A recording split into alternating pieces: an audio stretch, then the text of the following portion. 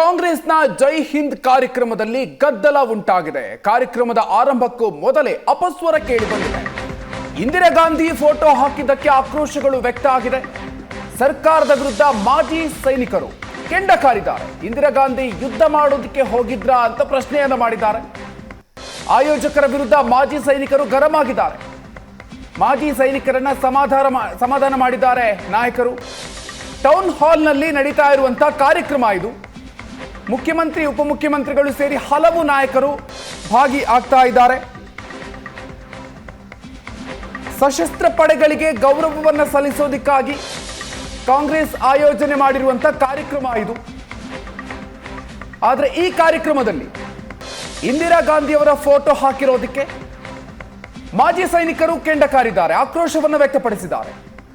ಯುದ್ಧ ಮಾಡೋದಕ್ಕೆ ಇಂದಿರಾ ಗಾಂಧಿ ಹೋಗಿದ್ರಾ ಅಂತ ಪ್ರಶ್ನೆಯನ್ನು ಮಾಡಿದ್ದಾರೆ. ಆಯೋಜಕರ ವಿರುದ್ಧ ಮಾಜಿ ಸೈನಿಕರು ಗರಂ ಆಗಿದ್ದಾರೆ. ಈ ಸಂದರ್ಭದಲ್ಲಿ ನಾಯಕರು ಮಾಜಿ ಸೈನಿಕರನ್ನ ಸಮಾಧಾನ ಪಡಿಸಿದ್ದಾರೆ.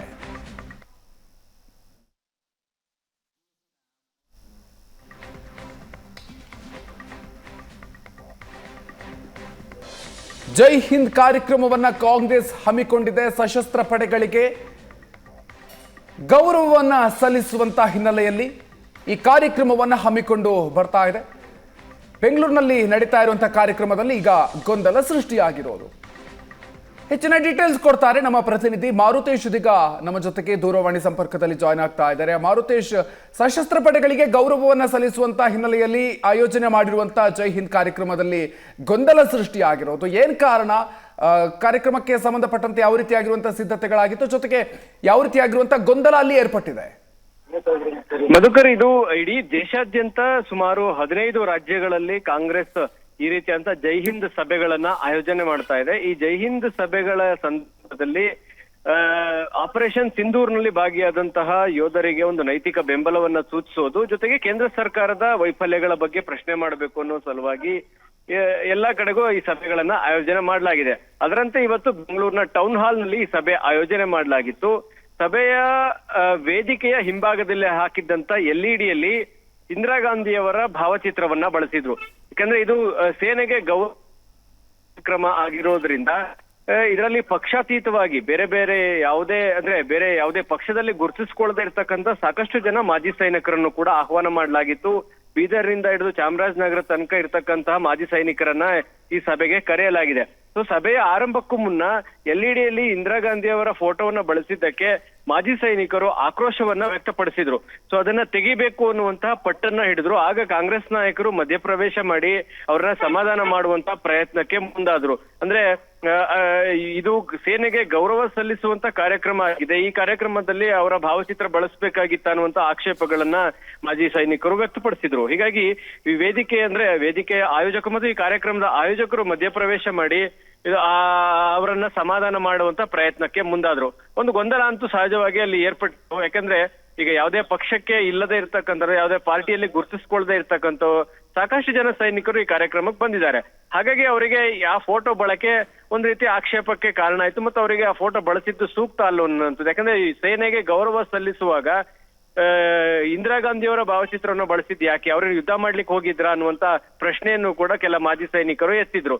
ಹಾಗಾಗಿ ಈಗ ಈ ಸೇನೆಗೆ ಗೌರವ ಸಲ್ಲಿಸುವಾಗ ರಾಜಕೀಯ ವ್ಯಕ್ತಿಗಳ ಫೋಟೋಗಳ ಬಳಕೆ, ಅದರಲ್ಲೂ ಇಂದಿರಾ ಗಾಂಧಿ ಅವರ ಫೋಟೋ ಬಳಸಿದ್ದು ಬಹುಶಃ ಅವರ ಆಕ್ಷೇಪಕ್ಕೆ ಕಾರಣ ಆಗಿತ್ತು. ಆನಂತರ ಅದನ್ನ ಸಮಾಧಾನ ಮಾಡುವಂತ ಪ್ರಯತ್ನವನ್ನ ಮಾಡಿದ್ರು. ಅದಕ್ಕೆ ಪರ್ಯಾಯವಾಗಿ ಬೇರೆ ಯಾವುದೇ ಸೊಲ್ಯೂಷನ್ ಕೂಡ ಆಯೋಜಕರ ಬಳಿ ಇರ್ಲಿಲ್ಲ. ಅವ್ರನ್ನ ಸಮಾಧಾನ ಮಾಡುವಂತದ್ದೊಂದೇ ಮಾರ್ಗ ಆಗಿತ್ತು. ಸದ್ಯಕ್ಕೆ ಅವ್ರನ್ನ ಸಮಾಧಾನ ಮಾಡಿ ಕೂರಿಸಲಾಗಿದೆ. ಈಗ ಕಾರ್ಯಕ್ರಮ ಮುಂದುವರೆದಿದೆ. ಸಿಎಂ, ಡಿಸಿಎಂ ಜೊತೆಗೆ ಸುರ್ಜೇವಾಲಾ, ವೇಣುಗೋಪಾಲ್ ಎಲ್ಲರೂ ಕೂಡ ವೇದಿಕೆ ಕಾರ್ಯಕ್ರಮದಲ್ಲಿ ಭಾಗಿಯಾಗಿದ್ದಾರೆ. ಮಧುಕರ್, ಮಾರುತೇಶ್, ಇಷ್ಟೆಲ್ಲ ಆದ ನಂತರ ಕಾರ್ಯಕ್ರಮ ಅಂದ್ರೆ ಯಾವ ರೀತಿಯಾಗಿ ಸಾಗ್ತಾ ಇದೆ? ಜೊತೆಗೆ ಅಸಮಾಧಾನಗೊಂಡಿದ್ದಂತಹ ಮಾಜಿ ಸೈನಿಕರು ಏನ್ ಹೇಳಿದ್ರು? ಆ ನಂತರ ಏನಾದ್ರೂ ಮಾತನಾಡುವಂತಹ ಸಂದರ್ಭ ಬಂತ? ಈ ಬಗ್ಗೆ ಏನಾದ್ರೂ ಮಾಹಿತಿಗಳು ಮಾರುತೇಶ್? ಅಲ್ಲ, ಈಗ ಕಾಂಗ್ರೆಸ್ನವ್ರ ವಾದ ಏನು, ನಾವು ಸೇನೆ ಗೌರವ ಸಲ್ಲಿಸ್ತೀವಿ, ಪ್ರಧಾನಮಂತ್ರಿಗಳಿಗಲ್ಲ ಅನ್ನುವಂತ ಮಾತನ್ನು ಹೇಳ್ತಾರೆ. ಆಪರೇಷನ್ ಸಿಂಧೂರಲ್ಲಿ ಕೇಂದ್ರ ಸರ್ಕಾರಕ್ಕೆ ಅಭಿನಂದನೆ ಸಲ್ಲಿಸೋದಕ್ಕೆ ಕಾಂಗ್ರೆಸ್ ನಾಯಕರು ಮುಂದಾಗಲ್ಲ, ಮೋದಿ ಅವರಿಗೆ ಅಭಿನಂದನೆ ಸಲ್ಲಿಸೋದಿಲ್ಲ.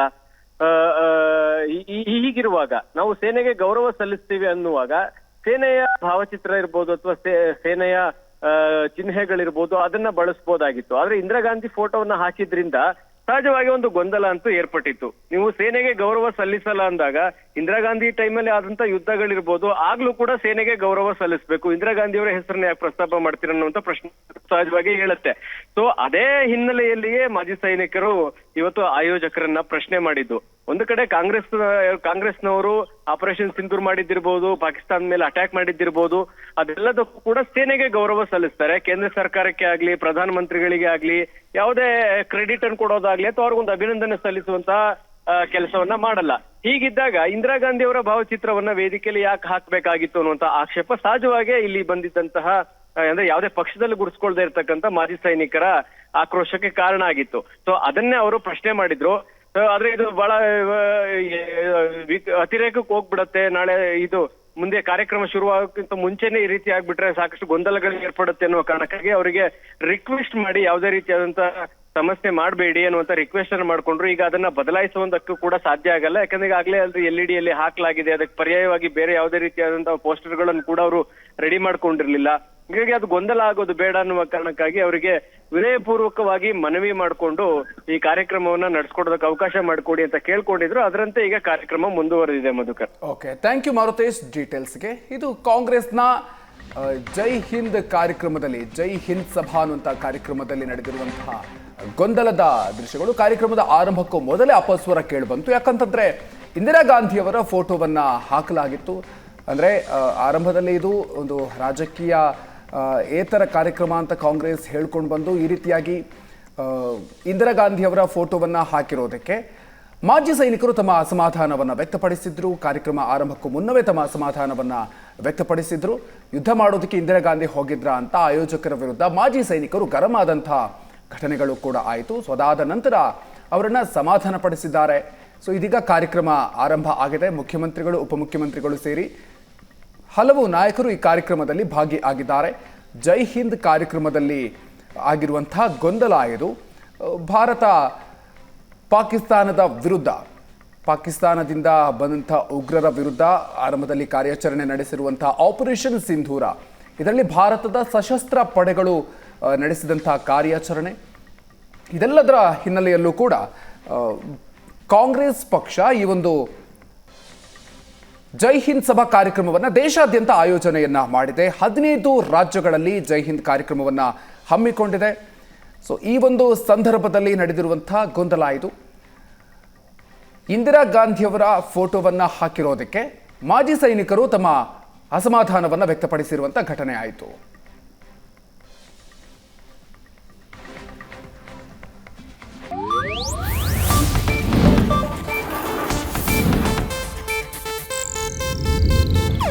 ಇದು ಏಷ್ಯಾನೆಟ್ ನ್ಯೂಸ್ ನೆಟ್ವರ್ಕ್ ಪ್ರಸ್ತುತಿ.